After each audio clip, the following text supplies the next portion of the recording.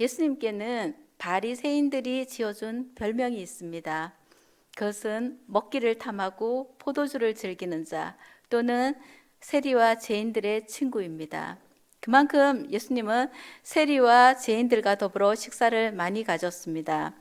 당시 보통의 유대인들은 세리라면 몸소리를 칠 정도로 싫어했지만 예수님은 달랐습니다.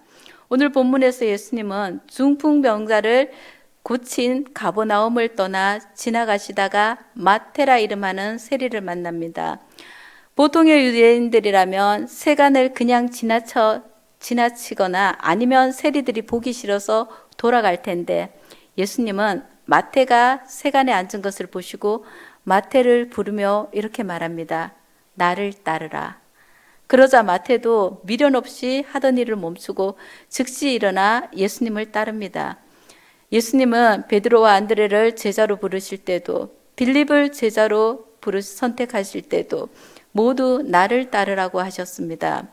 그런데 예수님께로부터 나를 따르라는 명령을 받은 사람들은 하나같이 변명하지 않고 예수님을 따릅니다. 왜일까요?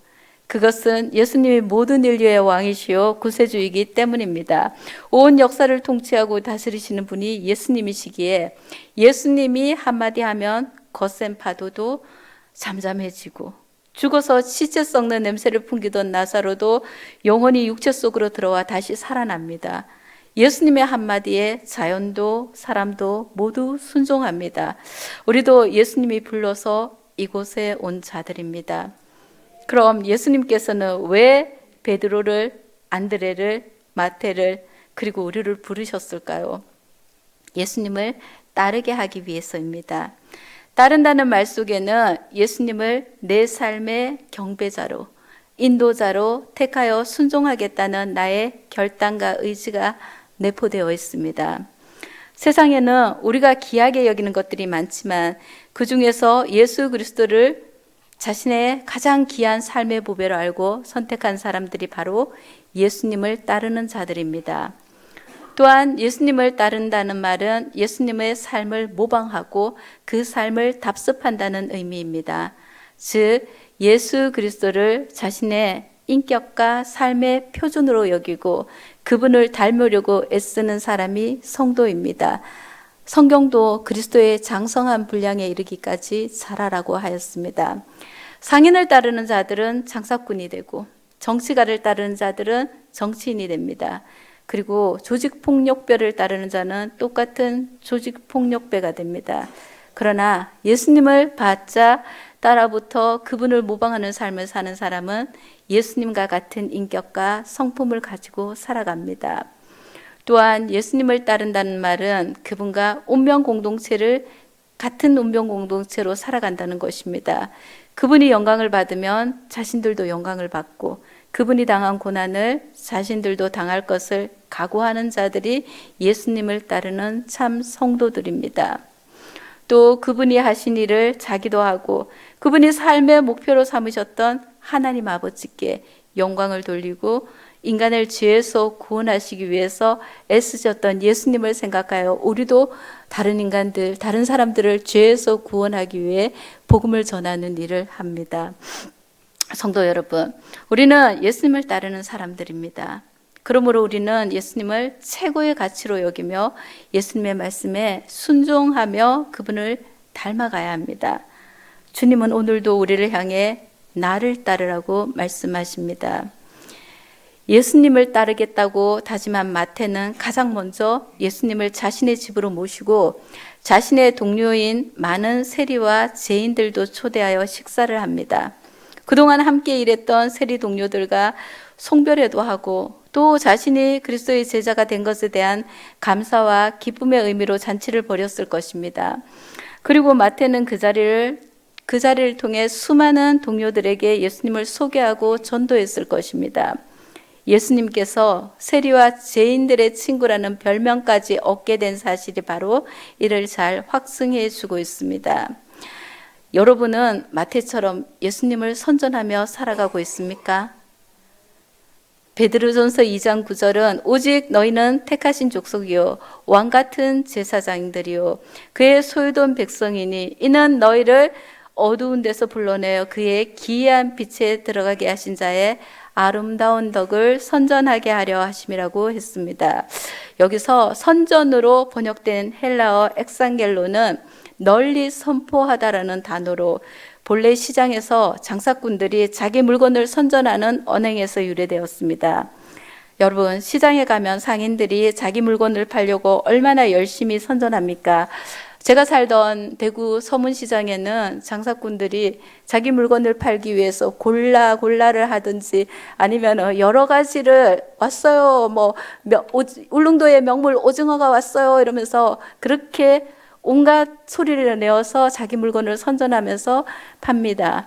때론 노래도 부르고 춤도 추는 사람도 있고 온갖 수단을 동원하여 손님을 자신의 상품 앞으로 모으기에 열성입니다.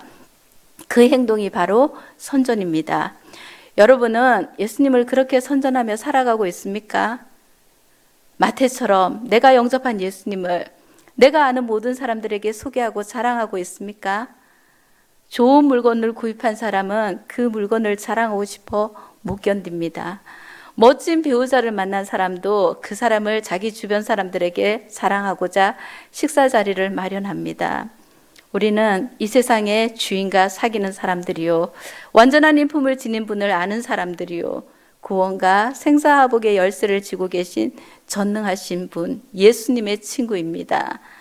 자랑하고 싶지 않으십니까? 사마리아 여인처럼 자신의 물동이를 버려두고 가서 선전하고 싶지 않으십니까? 우리는 예수님을 적극적으로 자랑하고 온 주변에 선전하기 위해 부름받은 예수님의 제자들입니다. 바리새인들은 자신들의 눈에서 예수님을 거의 놓치지 않습니다. 그것은 예수님이 소중한 보물이라 잃어버릴까 봐서가 아닙니다. 그 사람들은 예수님의 흠을 찾아 비판하기 위해서입니다. 오늘 본문에서도 바리새인들은 예수님과 제자들을 따릅니다. 흠을 잡기 위해서. 그리고 세리의 집에 들어가 식사하는 예수님과 제자들을 보며 묻습니다. 어찌하여 너희 선생은 세리와 죄인들과 함께 잡수시느냐고. 세리는 유대인들이 가장 증오하는 사회적 죄인들입니다. 그들은 정복자 로마의 앞잡이로서 허다한 이름의 세금을 매겨 유대민족으로부터 수많은 세금을 강탈해 왔습니다. 인도세는 기본이요, 도로세, 물품세, 수도세 등 백성들은 로마의 세금 때문에 궁핍한 생활을 할 수밖에 없었습니다. 그 외에도 유대 종교 지도자들이 정한 성전과 관련한 세금, 각종 종교적 봉헌 의무가 주어졌기 때문에 유대 민족은 가난과 전쟁을 할 수밖에 없었습니다. 그런 유대 지도자들은 그 탓을 모두 세리들에게 뒤집어 씌웠습니다.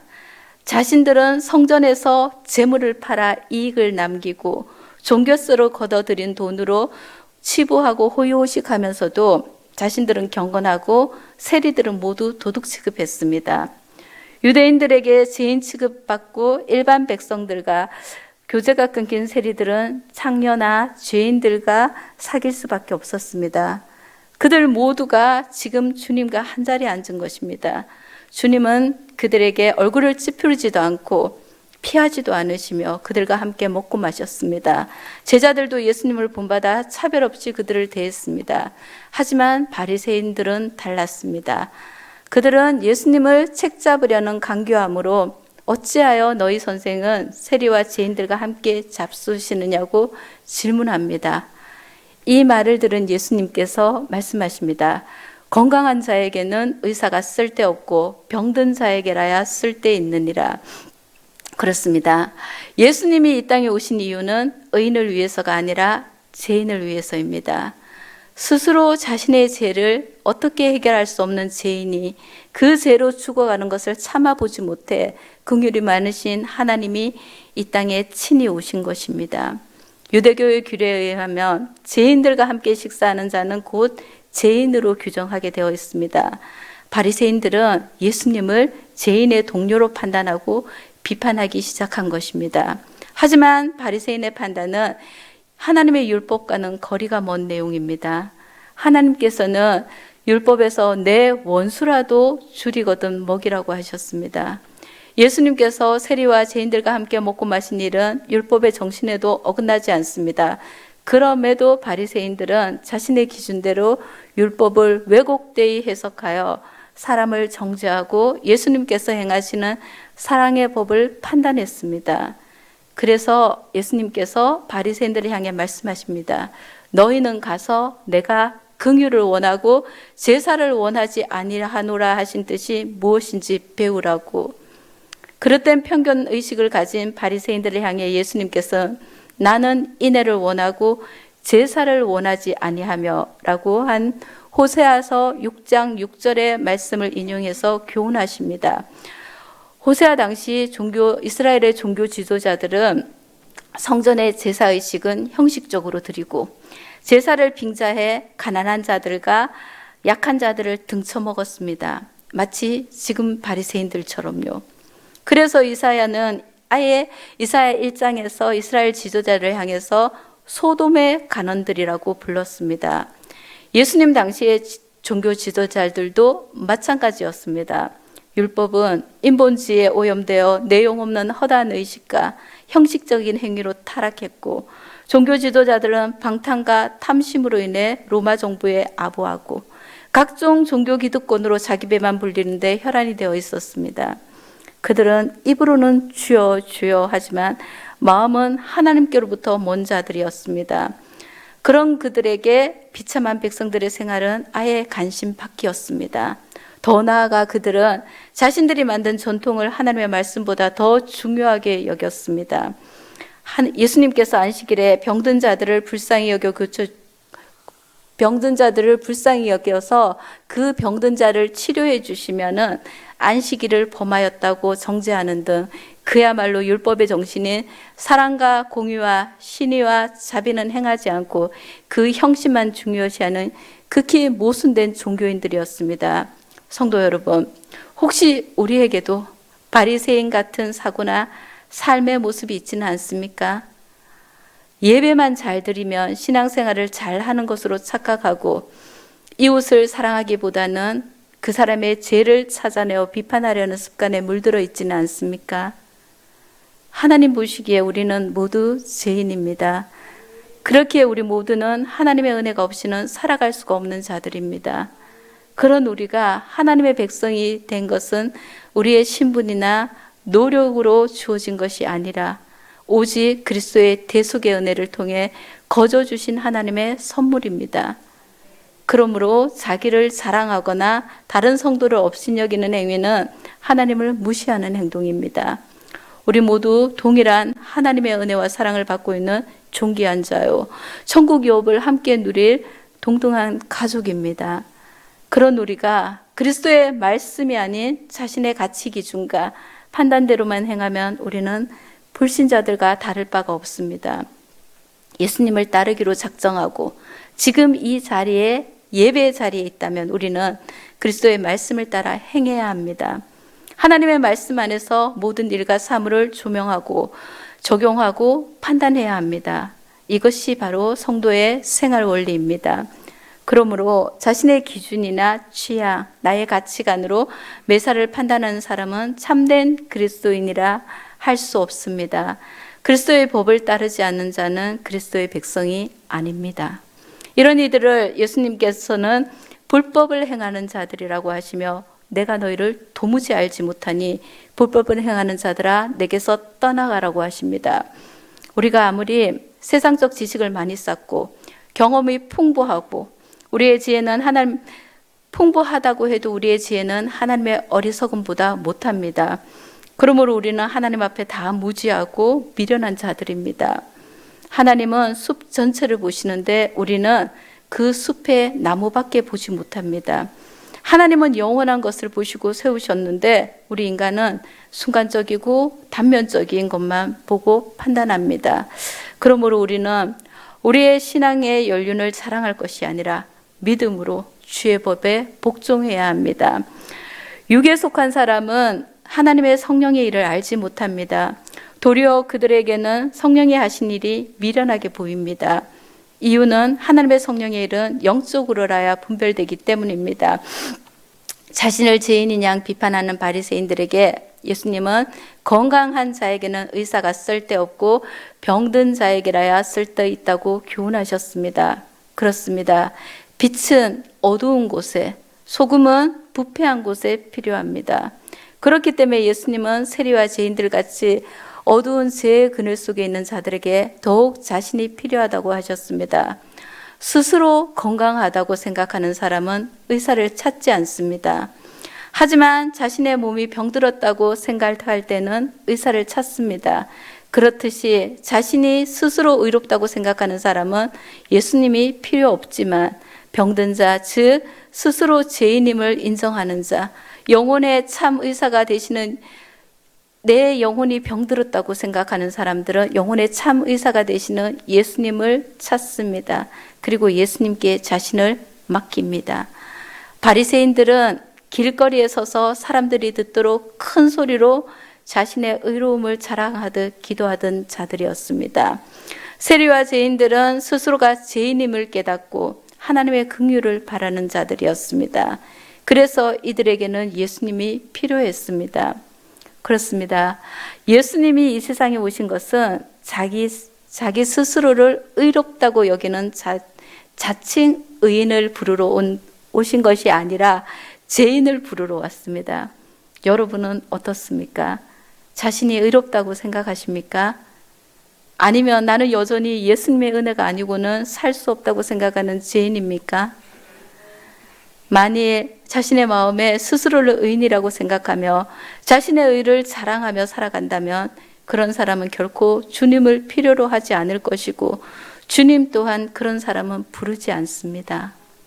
나는 정말 가망 없는 죄인이라고 고백하는 사람, 그렇기 때문에 영혼의 참 의사가 되시는 예수님이 필요하다고 생각하시는 사람, 그런 사람을 예수님은 오늘도 찾아서 구원하려고 부르십니다.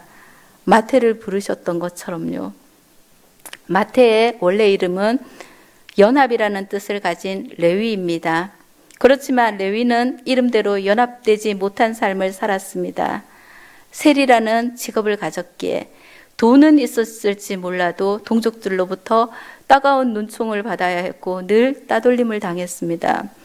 늘 마음 한편이 죄에 짓눌려 불편하던 레위에게 예수님이 찾아오셨습니다. 그리고 그를 불러주셨고 나를 따르라며 이끌어 주셨습니다. 뿐만 아니라 예수님은 마태라는 이름까지 지어주셨습니다. 마태라는 이름의 뜻은 하나님의 은사, 하나님의 선물이라는 뜻입니다. 마태는 그 누구도 인정하지 않은 자신을 인정할 뿐만 아니라 넌 하나님의 선물이야 라며 이름까지 바꿔주신 예수님이 너무 좋아서 자신의 모든 것을 포기하고 예수님을 따릅니다. 그리고 마태는 예수님의 12제자 중 한 명이 됩니다. 제자 공동체로 함께 살아갈 때 마태는 행복하기만 했을까요? 다른 제자들은 여전히 마태를 죄인 취급했을 것입니다. 그래서 늘 외로웠지만 마태는 자신을 불러주시고 이름까지 바꿔주신 예수님의 그 사랑 때문에 끝까지 제자의 자리를 지키고 마침내는 그렇게도 자신을 죄인 취급했던, 그리고 업신여겼던 자기 동족 유대인의 구원을 위해서 유대인을 위한 복음서 마태복음을 저술합니다. 마태를 불러주신 예수님은 지금도 여전히 자신의 죄로 인해 힘들어하는 자들을 부르시며 말씀하십니다. 나를 따르라고. 교회 공동체 안에 있지만 여전히 외롭고 해결되지 않은 죄 때문에 힘들어하십니까? 염려하지 마십시오. 우리의 심장 폐부까지 살피시는 주님께서 불러주실 것입니다. 주님은 죄인을 부르러 오셨으니까요. 주님이 부르시는 소리를 들었을 때 우리는 마태처럼 모든 것을 뒤로하고 예수님을 따르면 됩니다. 그리고 그분을 우리의 진정한 예배자로 모시고 마음을 낮추어 예수님께 순종하면 됩니다. 우리 모두 겸손한 마음으로 예수님을 따라가는 참된 제자가 되길 소망합니다.